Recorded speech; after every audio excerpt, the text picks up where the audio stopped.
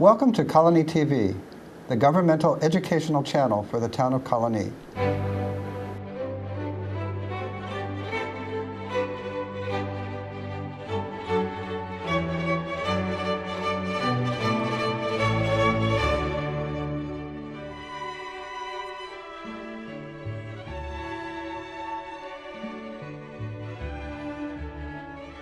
Let me talk to you about the book, actually. As you notice, when I read a book, every book I read is like this, and when I give people my books, they have all these tabs. And it happens all the time, so I'm going to refer to my little tabs on here, and there's different colors and different notes in the tabs. So if you see me turning the pages of the book, that's what I'm doing. I have notes on my paper.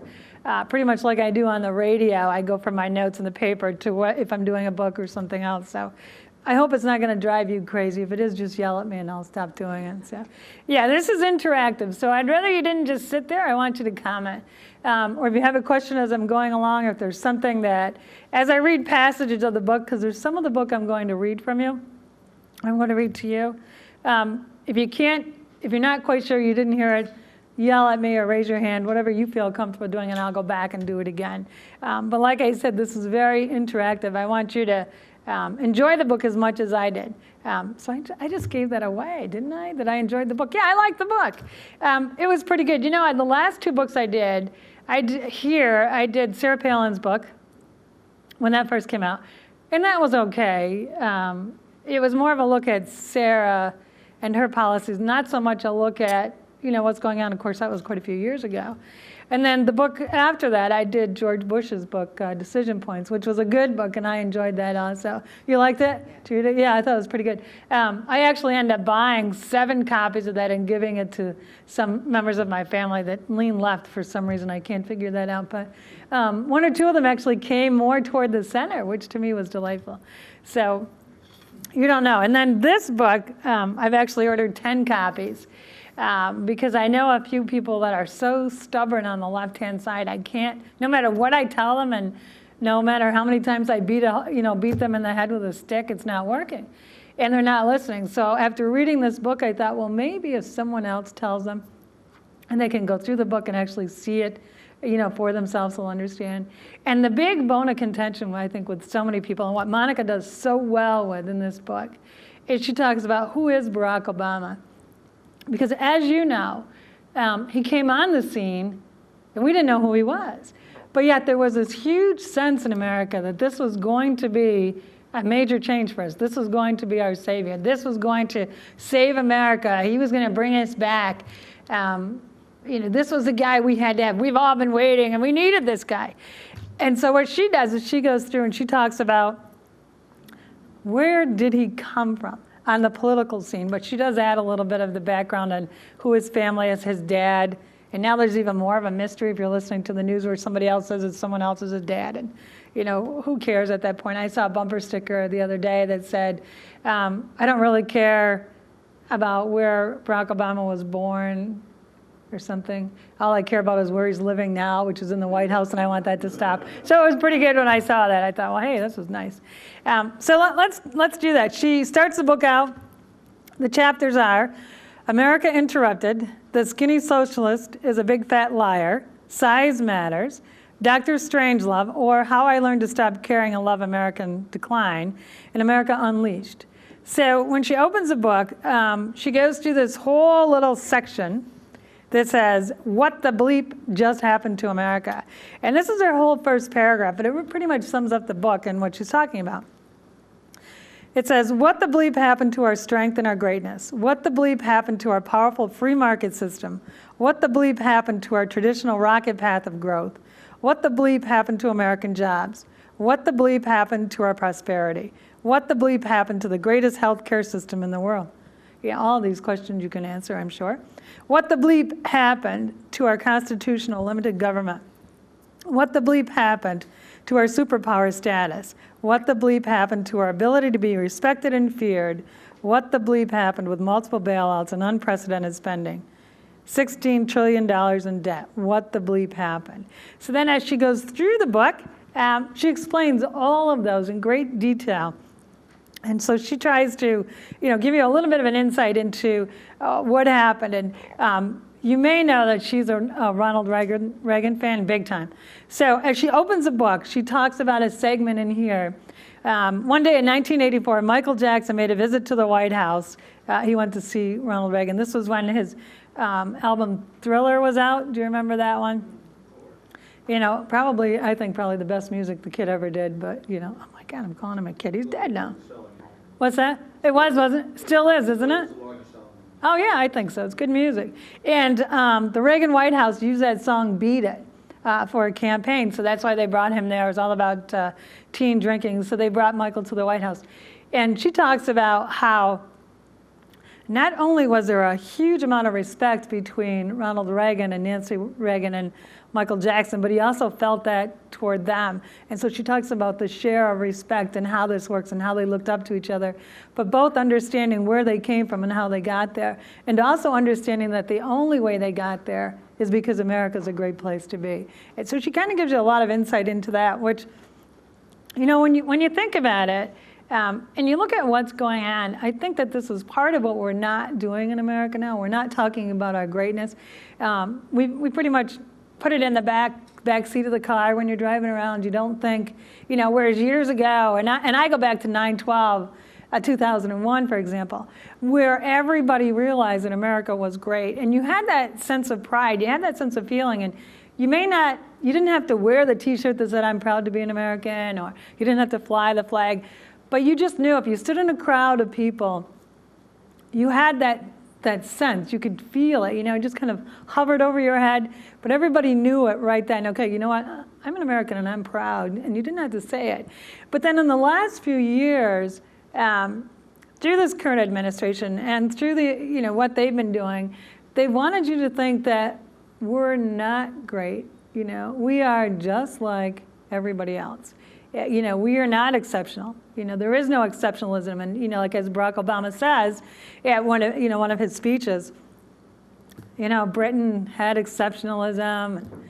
Germany had it too, so it's just no big deal. It's difficult to read when you go through that, but, she talks about his speech, talking about that. What happened? At what point was that acceptable as Americans for us to say, yeah, we're not exceptional anymore? We're really not. And that's part of, where she's going through this. She's talking about what he does at this point.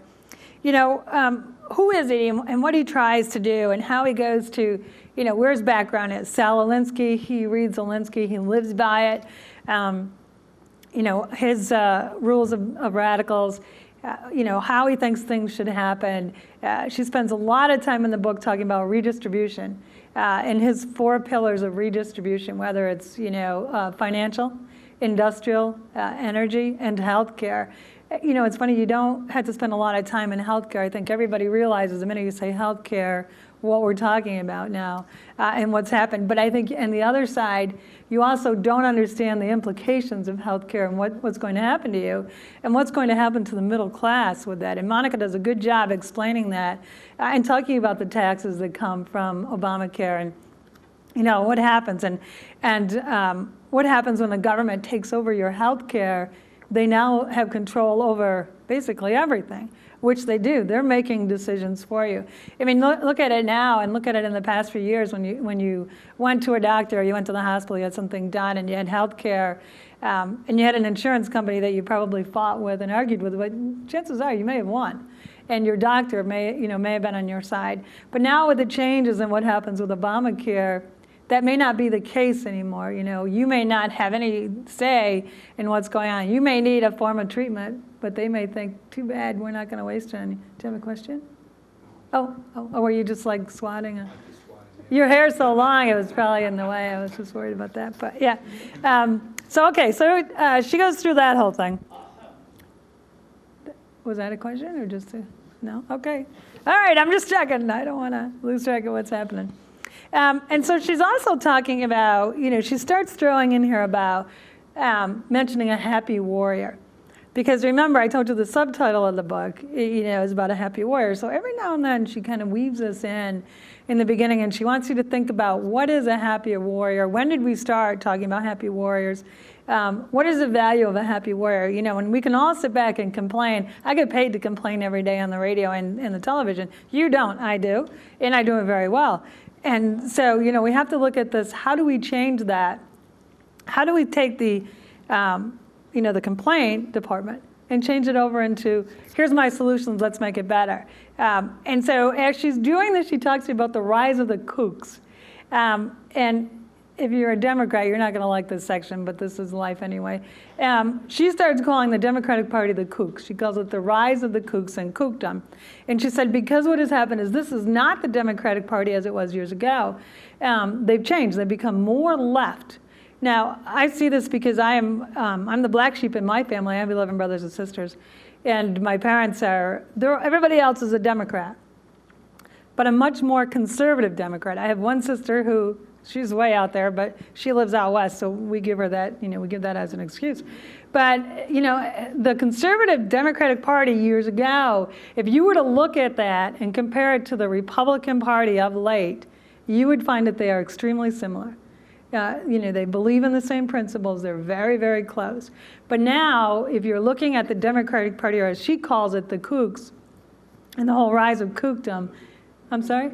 Very liberal, way out of hand, yes. They've gone so far to the left, that it's not the same. Maurice, did you? No, I was just going to say, you can even see that locally. You can see how the Democratic Party, particularly in New York State,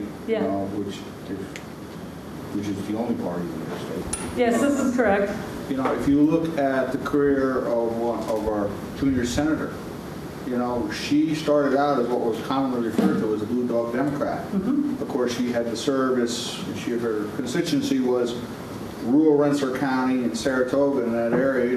People like to go duck hunting. Mm-hmm. And but once she got more statewide, and she got under the wing of Chucky Schumer, you can see where she had to be assimilated into. Right, she went more to the left than, where I think. For political expediency more than representing, I think, her core values. Yeah, I think that's true with her. I think that she was on the line. She was a traditional Democrat when she was appointed and when she did that. And then I think, as she's been down in the, once you're down into D.C. and you're kind of tied in the heat of it, and you have the party and you have the money, because we have to remember politics and money go hand in hand in both parties. I mean, everybody's, they're all corrupt, let's be honest about that.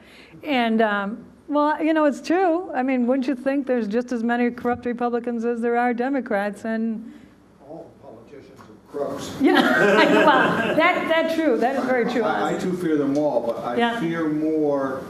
I mean, politicians, they have two lusts, either greed or power. Yeah, but they go hand in hand. I fear the one that's looking for power more than the one for greed. Yeah. Well, I think that, because when Monica talks in the book about the kooks, and, she doesn't just throw it out there, she gives you a little bit of background. Here's what's happened. They have traveled from the center, where, remember Bill Clinton, who was, he was a center Democrat. He came to the center in '94. He knew in order to get something done, he had to do that. This guy comes up, and he comes up in 2004 when he comes to the convention, the Democratic convention, and he starts talking at that time. And at that time, remember, John Kerry was there, and then we had John Edwards, who we don't even want to talk about him, what a piece of garbage. And he was involved in and so you have Obama coming up, doing the speech, the keynote at the convention. And he starts talking about in order to form a better union, all right? And so when that comes up, we look at that, those of us on the right, look at that phrase entirely, very differently than what he did.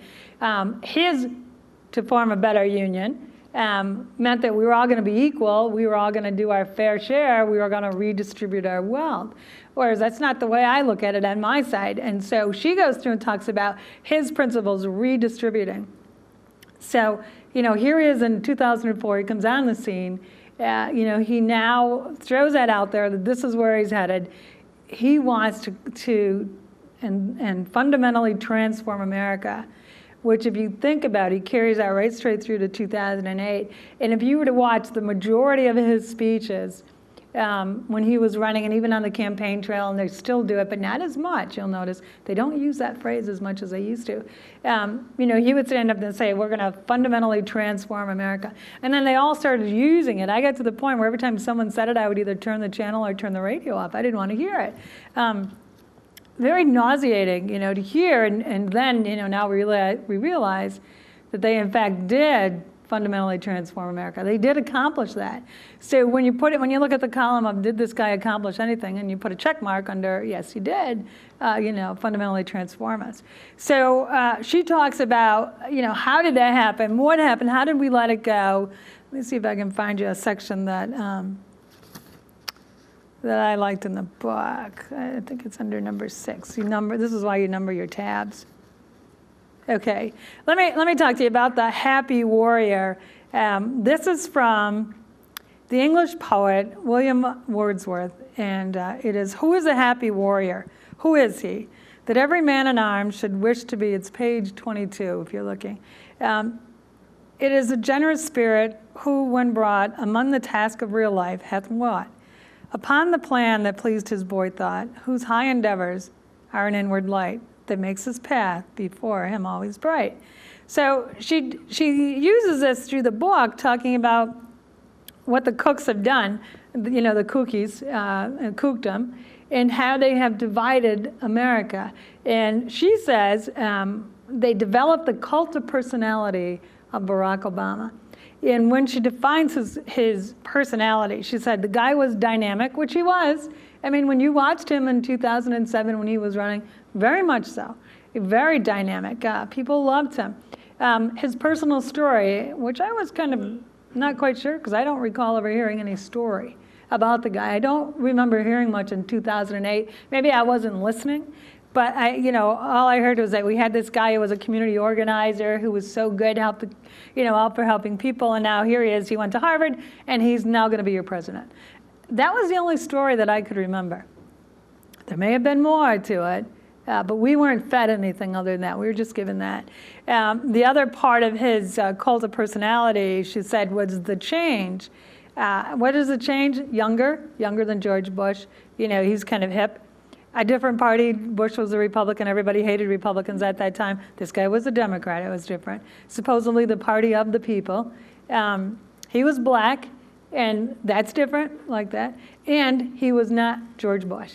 We had that. Everybody hated George Bush. So you could have been a French fry running for office, I think, in 2008. You would have won.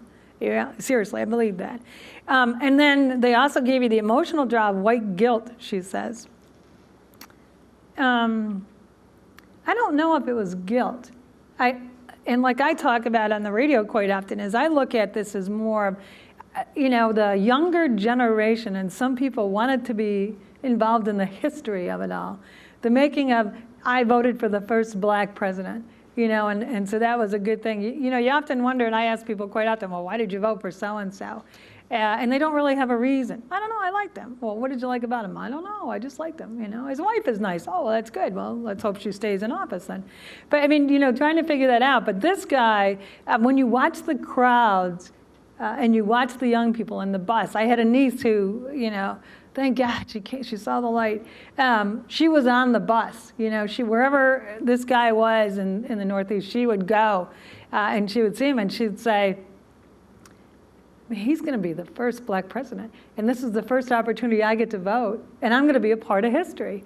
And at first I didn't think that much of it, and I thought, really, and then the more I talked to her about it, and she said, all of my friends, we're going to be part of history. And I thought, well, honey, you're going to be part of history if you vote, no matter who you vote for, and the things that you do in your life. But she was it was such a big deal. So I think that had a right, and she does talk about that. Monica calls it white guilt. I don't know.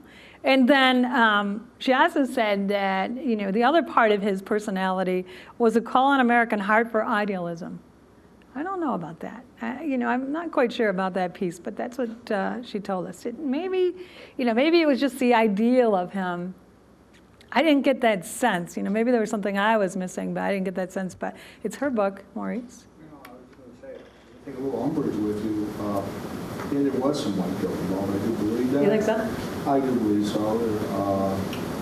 But the ideology, is a huge thing. I mean, this guy's he was a rock star. But what is his ideology? I mean, and she goes through that in the book. His ideology is redistribution of everything. But he never really got into that when he was talking to, as a candidate. I don't really believe he wasn't vetted for that. He wasn't vetted, period. You know, and she talks about that. He was just kind of on our doorstep, and everybody was like, "Oh my God, here he is!" I mean, the first culture shock that came to me is we just elected a president that's younger than me. I mean, that was a huge culture shock for me. You know? Yeah, right. I got the kid running the country here. Yeah, I think that's a problem for many But people. you know, the young people they got sucked into more of the charisma, and you know, when he was out there and he's got the giant white pillars on either side of him, and the young people really bought into that. Yeah, maybe. I guess I'll give you that much. She, you know, I guess that's how she defines that pretty much, you know. She also talks about, when she goes through the book, and she talks about the some of the things that he did to us, and his whole dividing America, and how he goes about dividing us. And if you recall, when he first came in, even in his acceptance speech, and then you know, every time after, I mean, he's been on the television every day, so it's hard to tell you what date exactly. But you know, his piece after, where he comes on and he's talking about, you know, America, and you know, we are two Americas divided. Well, I think what he's done is divided us even further. Do you have a question, or are you just stretching your arm? No, you're just stretching? Sorry. No, that's okay. Hey, if you want to get up, you can get up. I don't care. But you know, she talks about what he's done is not just divided us into like the red and the blue, but we're now divided by a few other things. We're now divided by class, you know, which is odd. I mean, when I went to elementary school, we talked about the class system in India, you know, and you spend so much time going on that, and I'm thinking, my God, I'm doing the same thing here in America. What is this about? You know, you have the division of race. You know, you're white or you're black. Or I guess in some cases you're white Hispanic also now.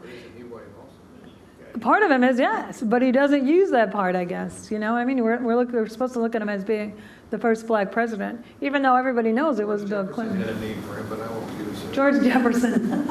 Hey, he just died, didn't he? Yeah. And then the other thing In Hollywood, he wouldn't live in Los Angeles. He moved and lived. I think he lived in the Midwest. Did he really? It was probably smart. Who wants to live on that side of the country anyway? With zero.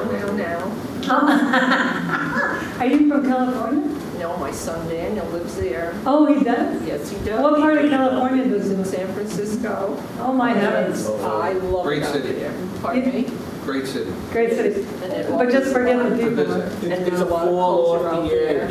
You're going to fall. You're going into the ocean. Who's going to save them? But you know what? There has to be some good people. California. He Has to loves his that. mother. See, every now and then you have to have that little piece out there, you know. By the way, now I'm Cece. You are? Susan is so funny. Well, it's good to see you in person. Great to see you. And there must be Natalie next to you. Natalie, Oh, the silent. the silence. With the VI girls. There you go. That's that funny. Okay, so let's move on. It's not about me, it's about Monica. Okay, so she also talks about the other way that we're divided. And we recently saw this with the convention, the DNC. And how is that? By sex. Because think about it. Now all of a sudden, I never gave a thought to, well, I'm a woman in America. And I never looked at everything going on that way. I just looked at it as, well, I'm an American. You know, I have to pay my taxes, I have to work hard, I have to do what everybody else has to do. But now I have to look at it, because they forced me to look at it as, I'm a woman in America. So I have to worry about birth control, which I don't worry about every day, and I don't think the bulk of women do. But yet if you listen to them, they think this is the primary thing. Women think about this every day. I mean, if I was to go out on the street and grab every woman I ran into and ask them, what do you think about today? What do you think the percentage of those women would say birth control? I would say 0, not a 1. You're not a woman. You're not going to be able to answer this question. I have to listen to the voices. I have the voice of Dr. Monica Crowley, PhD, or the voice of student Sandra Luck, STD. Okay? Well, that's the difference. But I mean, but this is it. So when you think about it, you know, and through the book, she's building this whole thing. How, you know, okay, he's divided us by class. We hear it all the time. Remember when even before he was elected, remember the Joe the plumber piece? And remember what Joe the plumber said to him, and she does point this out in the book. He's out there, this is in Ohio, Obama's like flying through on one of his campaign stops, and runs into Joe, and Joe stops and says to him, listen, I'm thinking about buying a business. The business is about $250,000, $280,000 a year. Would you tax me more? How does your tax plan work? And Obama looks at him and says, well, guess what? I'm going to tax you more. Yes, you're going to pay more because you have to pay your fair share. We have to help everybody else. And $250,000 for a business is not a lot of money. You should be making more than that if you're in business, especially if you want to hire people and you want to be successful. So, there in itself was the start of the class warfare. You may have it, but I want you to give it to this guy over here. And that goes on, and we still see that, the fair share. Fair has become one of those four-letter words that starts with the letter F that we don't like. But they use it all the time. Pay your fair share, give your fair share. It's your fair share. We go to sleep thinking, fair, what's fair? I don't care. And so she talks a lot about that in the book and what has happened with that and, how they've changed us, divided us, not only on that in class, but also ideology. You have those that believe one thing, and then the Democrats that used to be Democrats that are now, I think they're kind of like fish out of water, because what do? Do they go more to the left, or do they come to the center and become more aligned to those fake Republicans? Weren't the Democrats always to the left? I mean, from the days of Tammany Hall and the soup kitchen? Yeah, they were left, but that left that caused places like Colonie to be built because people left the cities that didn't have Republican Party. Right. I mean, I was born in Bleep. I don't think even to today they have a Republican. I think there's like 4 Republicans in 5 in Cahokia. 6. Well, I can back a visit to my two in Albany. There actually used to be 2 in sign- Albany? There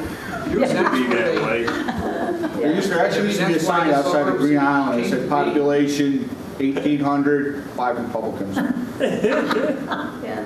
Just But I mean, so that's I- right. I think the Republicans left the cities and, does I mean, it. that's it. They were always left. My father took him, I think, almost 20 years. He came from Ireland Yeah. and was so happy that they had the soup for him when he. But don't you think that's different? And Monica talks about this in the He looked book. at it one day and he says, I'm eating their soup, and their guys are millionaires. Yeah.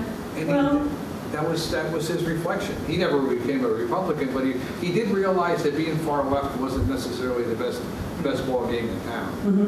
I don't know that, I mean, I think I say I'm not a Democrat, I think the Democrats were, I'll use my mother for example. Here we have the woman who's had 12 kids, okay?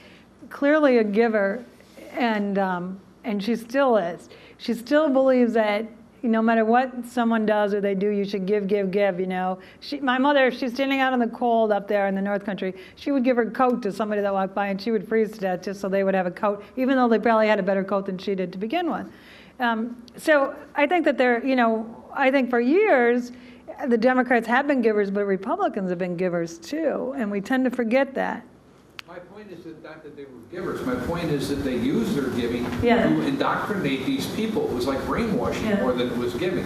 This was their method to bring you to the To bring you pot. into, and we've heard that a lot about Albany, where they'd buy you a turkey, if you voted, and so it's been, you hear that. I never got one of those turkeys, but, so you did hear that stuff. But I mean, when she goes to the book and she looks at it and she says, now it's like on steroids now. Because now the whole, give me what you have. I may have what I have, but I also want what you have too, because it's even better than mine. And so as she's going through the book, she talks about how they want to do that, What happens? What happened? Well, how did they go from Democrats? How did we let him go from, okay, we're the Democratic Party to, we're the Kook Party. We're going to do all this, and America is no longer America. We're going to become global. And as you look at, how did they change things? How did they take us away from being just America?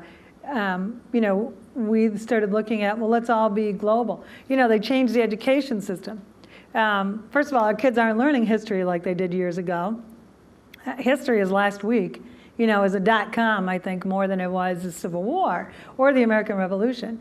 So we've stopped talking about those things. I don't know if maybe that's to make it kinder on the kids. You know, a .com war is better than the Revolutionary War. I'm not quite sure because everything has to be PC. But we've ignored things, I think, that, you know, we wouldn't have ignored before. We now have a media that's very complicit, you know, much more, and the media has been involved for years. That's how they make their money. Everybody knows that. But now they're even more complicit in this whole chain of thought, where we're going, and she outlines, you know, what are they doing? They can, where members of the media sit down and talk, you know, to the administration, to members of the administration, what would you like us to talk about? You know, where do you want us to go? What are the questions you want us to ask? So, I mean, I'm sure there's always been some of that, but when it's brought out and you're reading through the pages and you see who's involved, you're like, holy cow, you know, who's running the ship and how is this happening? Also in her book, let me look at some of the other little notes I have in here. She talks about David Axelrod. She talks about all the czars, and there's a number of those. And I think, you know, standing back and looking at that, every administration has their appointments, and you wonder, well, who are they? And we never know anything about them. And this is where I had problems reading her book because I've read so many other ones. I read The Making of Obama, Dinesh D'Souza. I read Leading from Behind, Richard Miniter, you know, so all of these things. So I have all these back information. So when I'm reading through the book and somebody's name comes up, you know, I can go back and say, oh, Valerie Jarrett, well, she introduced the two of them, they got together, you know, she wanted him, she got him the job, blah, blah, blah, and all this stuff, but you're not getting it here. So I try not to confuse that, but if I do, I try to point that out just so you know where that comes from. But she does a very good job. Monica, like I said, she writes the book with a lot of knowledge, and it's like firsthand knowledge, and she talks about people that you hear about and you see about every day, and then she talks about the things that really matter to us. She talks about industry. What's happened with industry? Why does this administration want you to hate corporations so much? Big oil is a big thing. We're supposed to hate big oil, you know, because of all the money, but yet, for example, at the convention 2 weeks ago, many of their parties were sponsored by big oil. I didn't see them saying, no, don't go to the party, or, you know, don't accept the money. So she talks about, you know, what they've done to corporations, what they've done to big oil, and on the other side, what happened with the stimulus money, which I probably don't need to tell you. When you think about that stimulus money that was going to create millions and millions of jobs and was going to put America back on the track, what did it do?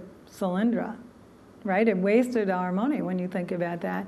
And we got nothing out of that. We got some government jobs.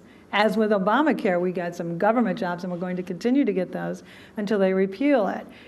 So all of these things she lays out, you know, when you think about the stimulus, which is almost $1 trillion, even though he's added $5 trillion to our debt, which is another thing entirely, you know, and the whole fact that they keep touting job creation. You know, it's constant. But when you ask for the solid numbers, you never get the solid numbers. Remember when he came out and he told us that unemployment was going to be down, you know, down below 7, down to 5. Where is it? It's 8.1.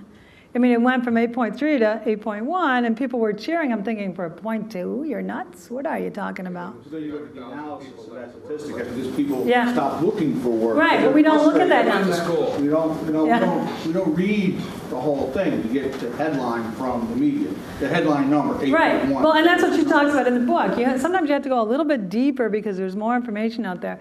The numbers that they throw at you is like a U3 number. The real number, which is a U6 number, includes all those people that are no longer in the workforce looking. They're disenfranchised. They're just, what are they doing? I don't know. I mean, are they, you know, a good portion of these people, they talk about go on disability, and she talks about that. We become the entitlement society where, you know, they wanted us to be, you know, the Declaration of Dependence instead of the Declaration of Independence. We have become the Declaration of Dependence, where people have become very in tune to how do I get my government program today, not how do I go out and create a job or how do I work hard for that. And she wants you to understand that, you know, looking at the numbers, and she goes into the numbers, what happened when he came in, how many people were working, what was going on, where unemployment was. And then how we got to where we are today, well, actually, back in June of this year, how we got to that number, what happened? Where did these people come from? How did, so many people jump on the bandwagon for food stamps? How could they, whether these were people that previously were people that worked for a living, were involved, were very much proud and clearly understood the value of being an American, and all of a sudden they gave that all up because someone was selling them a whole different story, that if you want to be an American, then get on the bandwagon and get on the dole. You're going to be better off that way.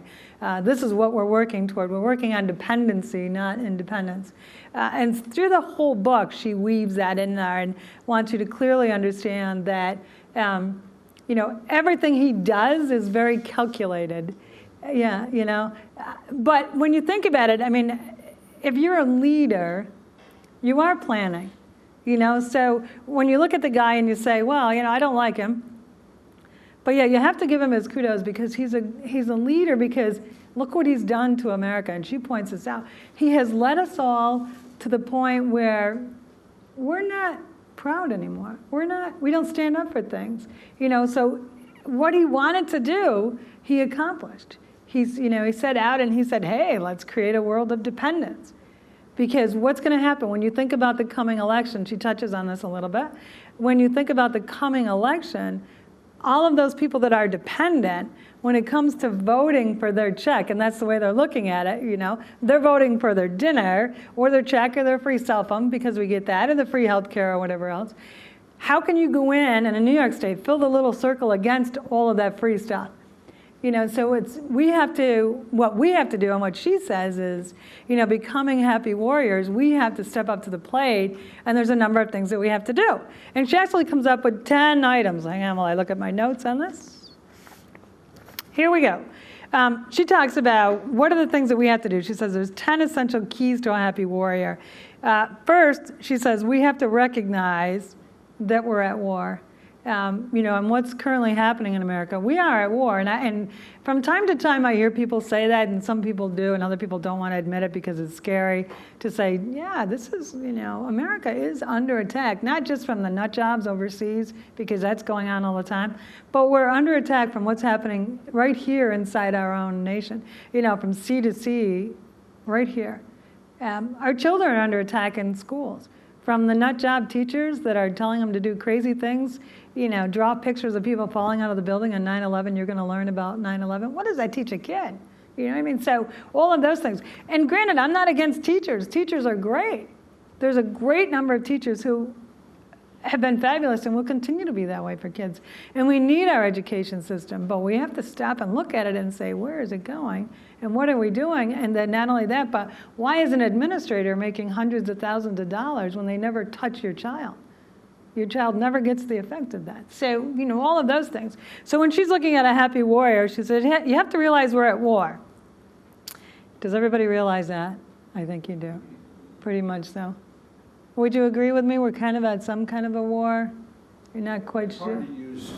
Well, war is a dirty word. That's a very difficult, for folks. Okay, let's put it this way then. We'll change it. We'll change her Well, I don't word. like We to- have a challenge. Right. in I don't like to America. be politically correct, and I like to get hung up on semantics.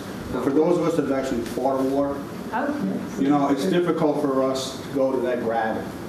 We go hear to- that term. It That's almost 'cause you're not saying, negates like, it, blood and guts. When you say the war on women, I'm going, you want to see the war on women? Let me take you back to Afghanistan. I'll show you the war. Yeah, it's entirely different. That's Yeah. what I mean. For a veteran like myself, who's been in combat, and when I hear that term war, on either side of the aisle, I kind of like, wait a minute, pal. Well, she's talking about a war on our principles, a war on our I values. get You know what I that, mean? but So, sometimes the semantics of that term just shuts some people down right yeah, away. I can see that. I'll give you that I one. say, no, there's no war. All right, I'll give you 50 cents on that point. Okay. All right, second, she says, we have to win these wars. We have to win the wars because if not, it's going to get worse. Think about that, right? And, we keep hearing that every now and then. This guy can't get reelected because I can't imagine what's going to happen in the next 4 years. And I say to people, well, look what's happened in the last 3.5 years. You don't even have to look that far. Look what happened in the first 8 months this guy was elected. That's where it all happened. So, if you just take that little piece, and can you imagine if they go out in droves in November of this year, even the dead people will be voting. If they go out and vote, as we know, what's going to happen when this guy gets in? There is nothing to stop him. At least now he's got to think, a little bit about re-election. But if he's re-elected, it's going to be entirely different, So, she says you have to realize that that's a big part of it. You have to understand what's going to happen. She has a third point. She says the third point is that, and this is a hard point, it requires pain and sacrifice. Well, when I filled my car up this morning, that was a great amount of pain to me. And I wondered, why are we not talking about that pain? Do you remember when George Bush was in? It was like $3, people were flipping out. I mean, every news station was standing at a gas station going, $3, it's killing us. Now it's like $4.25. And people are like, $4.25, okay, here's your money, I'm on it.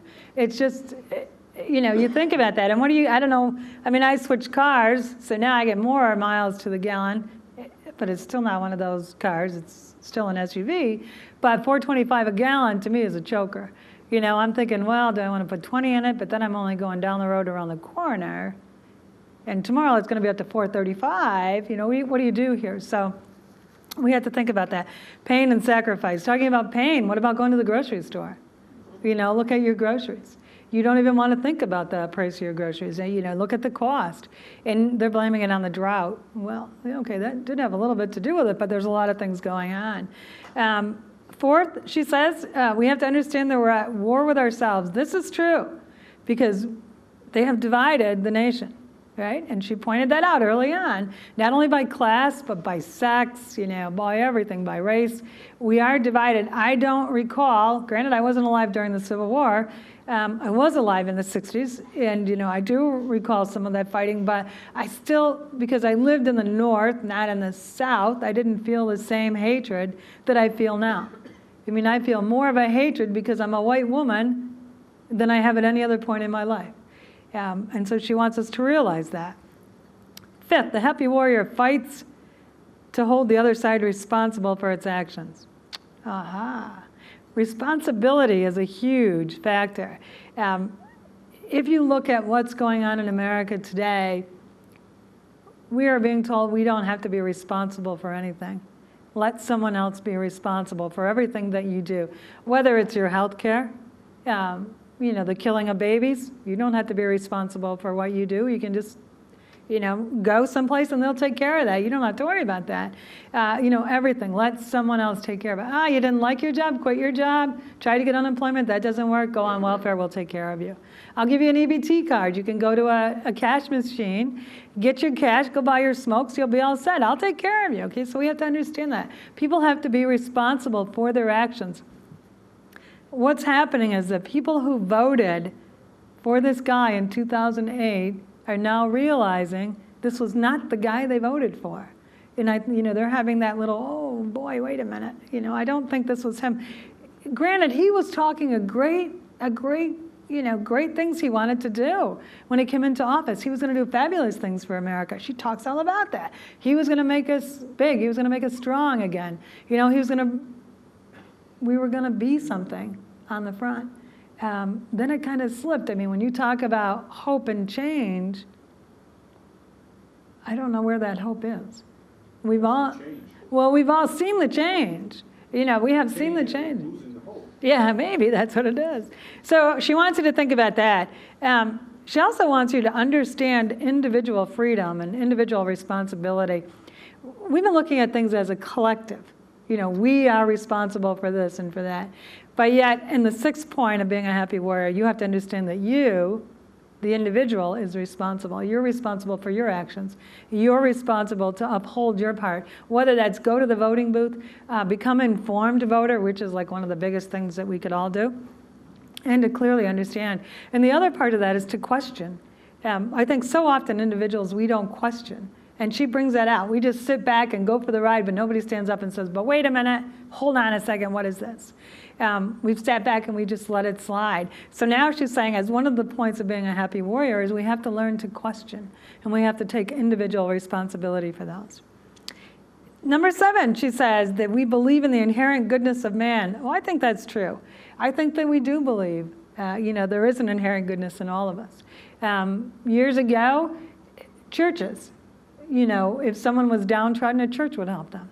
More churches were, they're giving out clothes. Remember the Salvation Army used to give out clothes, and they did the soup kitchens. And now when you look at all of these, you go through your mail, how many groups are asking for your money for something? And I keep saying, wait a minute, if there's all of these groups and we're giving them billions of dollars, how come somebody isn't doing something? Why are more people seeking more help? I don't quite understand that. Where is my money going? I don't know if you've ever done that, if you called an agency and said, I've given you money in the past, what have you done with my money? First of all, they're going to hang up on you and say, wrong number, or something like that, but they're not going to be able to answer that. I'm a firm believer that you as a person, if your neighbor next door is not doing well, then it's your responsibility to go see why. Not to call the government and have the government take care of them. If someone in your family is doing poorly, it's your responsibility to take care of that person, just like it was years ago. But we got into that whole trend that, I don't have to do it, the government's going to do it. The guy that comes home from the military suffering PTSD, I'm not going to go and see how he is. He's got somebody from the VA who will call him once every 3 weeks. No. It's our responsibility to stop by and say, hey, what do you need? Hey, you want to go for a walk? And within that 3 weeks, this is personal experience, within that 3 weeks, that individual committed suicide. Oh yeah, absolutely. Well, look at the numbers. When you look at the numbers that we're losing now, it's astonishing. The loss of life. One a day this year, suicide. Well, not just the Iraq and Afghanistan vets, but we still have Vietnam vets who are, joining those numbers. Yes, absolutely. Why wouldn't they be? Yeah. It's funny when I go to those coming home ceremonies. Have you ever been to a coming home ceremony? There's nothing like it, is there? It is to go, and I've done this for a few people. I don't even know some of these people, but I still go because I'm whack, but that's okay. But just to go in the anticipation of their family, waiting for the loved one to come home. And you stand there and you wait. And then when you get to shake the hand of somebody who served our country and who's represented us basically across the shore, there is no better feeling than that. None whatsoever. So I strongly encourage everybody to try it at least once. And sometimes the Blue Star Mothers, if you give them a ring or you go to their website, and I think they also have a Facebook page, but I'm not quite sure. If you check them out, they can tell you when someone's coming home. If you've never done it, try it. There is nothing like it. I'm a member of my firehouse in Selkirk, and we had a kid. He was a kid. He's 22 years old. Who went from being a volunteer fireman, went to Iraq, went to Afghanistan. He came home this year. Not too long ago, he came home. It was so funny. He was supposed to come home at 7 o'clock. So we all take the fire truck, you put on the garb, and everybody gets all your gear on, which weighs 100 pounds. It was 93 degrees outside. So we go to the airport. People are looking at us. Where's the fire? Where's the fire? You're like, oh, no, we have a member coming home from Afghanistan. So people started hanging around with us. I guess we were like the in crowd then because everybody wanted to be a part of it. They didn't know who the kid was. They didn't know anything about the guy. They didn't know anything about us, but they wanted to be a part of that. So we stood there, and then what happened was he missed his flight out of Japan. So we get word he's not coming until midnight. So we go back to our firehouse. We end up coming back up at 10:30. We get back to the airport at 10:30. There's still people hanging out. And other people are there waiting for their family to come in. And we have some flags, and people are like, can I have that flag? Can I hold the banner? Who is this kid? What do you know about him? We had people standing there eager to just shake his hand just to say thanks. And when the kid got off the plane and he came and he saw us, and here he just expected us, a bunch of dopey old firefighters. He expected us, but then there was this crowd of people he didn't even know. And women were, hugging him and saying thanks, and people were, and little kids were giving him flags. It was just like, oh, it does me so good. But it was just the idea, and if we could just do more of that, every now and then, if we could just stop a stranger and say, hey, thanks, can you imagine the difference it would make? It's all part of her happy warrior.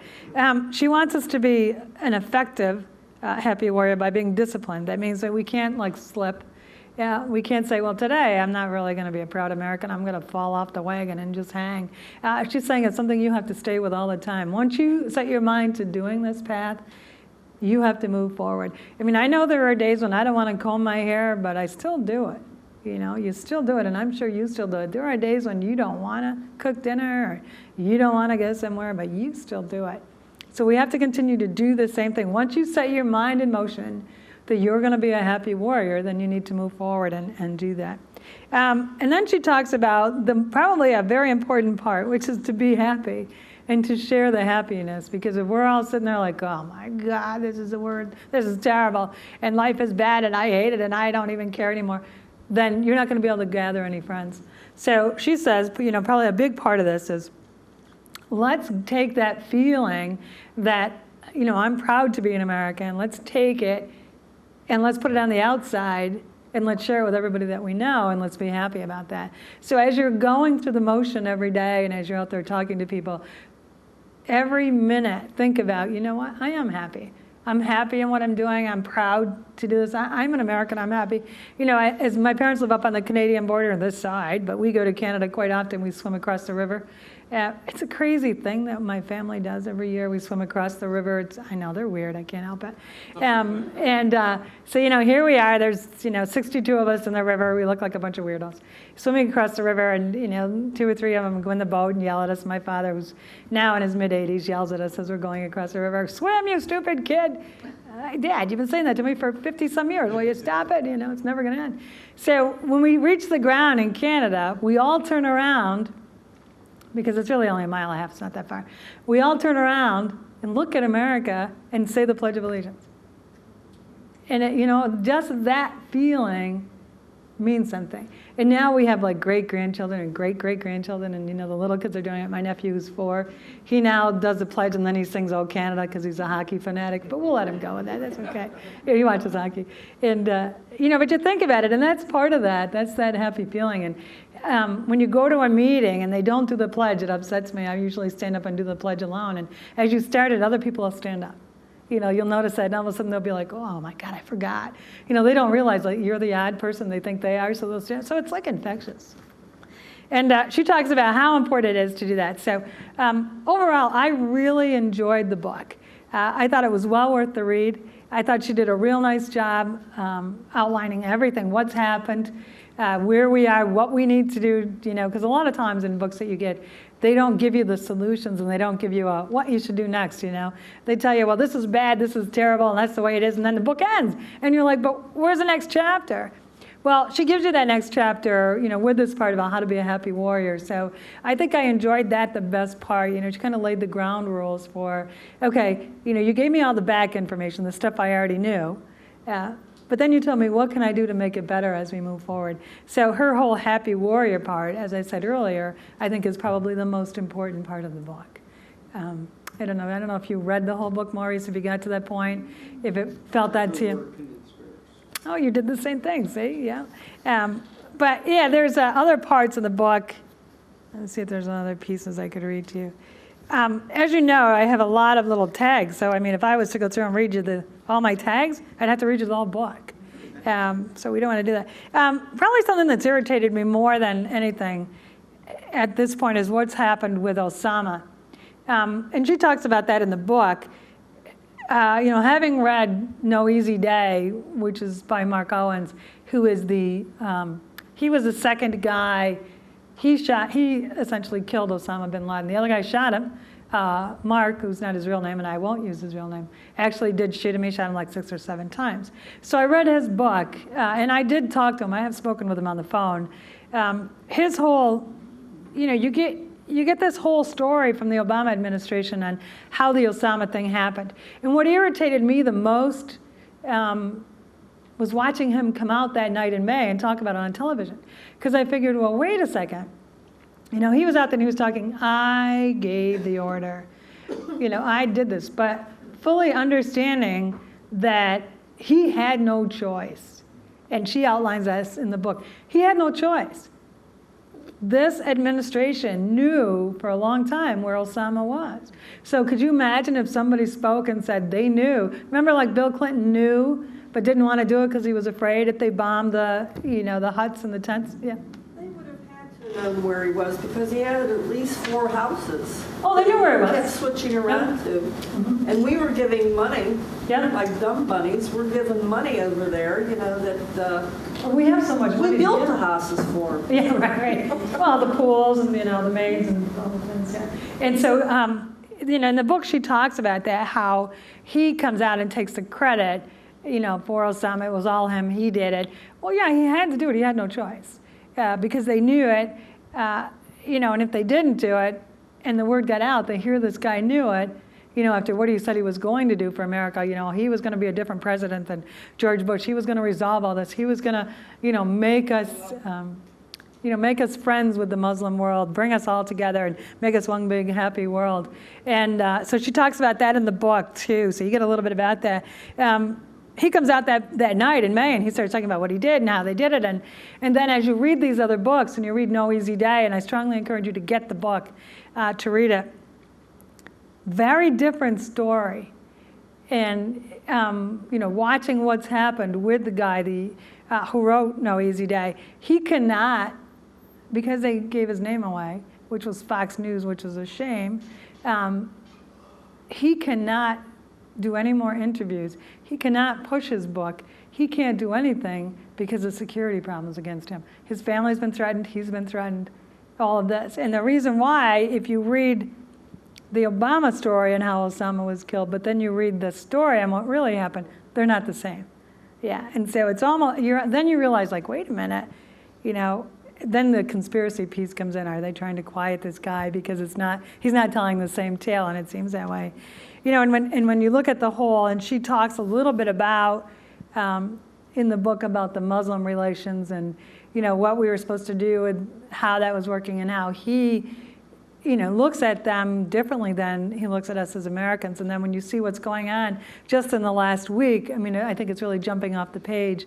And you're going to see a lot of that as you read through her book. If you're reading it now and you're watching what's transpiring, you're going to say, oh my God, she's got all that right in here in the book. Here's it. We knew this was going to happen. We saw some of this coming. We knew that we weren't prepared, for a lot of that. So overall, like I said, I like the book. I strongly encourage you to read it. It's an easy read. Lots of good information in there. Like I said, the humor, she puts a little humor in. She weaves some in there every now and then, which makes it nice. Like I said, you're reading along and all of a sudden there's something funny and you'll stop and think about it and chuckle and then you'll move on. But it makes it nice. Otherwise, I think if she didn't add the humor to the book, it would be like blah, blah, blah, blah, blah. It'd be hitting you all the time, and you'd get to the point where you'd be like, oh my God. And I think that also, people that voted for Barack Obama in 2008 could read this book and they wouldn't be offended. No. It'll give them information. It'll change them. It'll make them want to hit themselves in the head and say, what did I do? But they won't be offended. And that's why, because it's not like it's hard on him, it's just factual. It gives you here's what he did, here's the background, here's why, he did it, and here's what happened because of it. So I think that's why. I think that it's a book for everybody. More than some other books that I've read are very pointed. If you're on the left, you're never going to read that. But this book, So anyway, yes, I recommend the book. It is a very good book. She talks about Dr. Strangelove too. I didn't give you our Strange Leader. I didn't give you all that information, but it's What the Bleep Just Happened, The Happy Warrior's Guide to the Great American Comeback, Dr. Monica Crowley. The 10 key points on how to be a warrior, a happy warrior, that's like the focus of the book, and that's what she wants you to take out of it. So I think we're like at the end, Joe? Sure. Unless there's any other questions, anything else? We kind of went all over it. Oh, my pleasure. Thank you for coming out today. Thank you.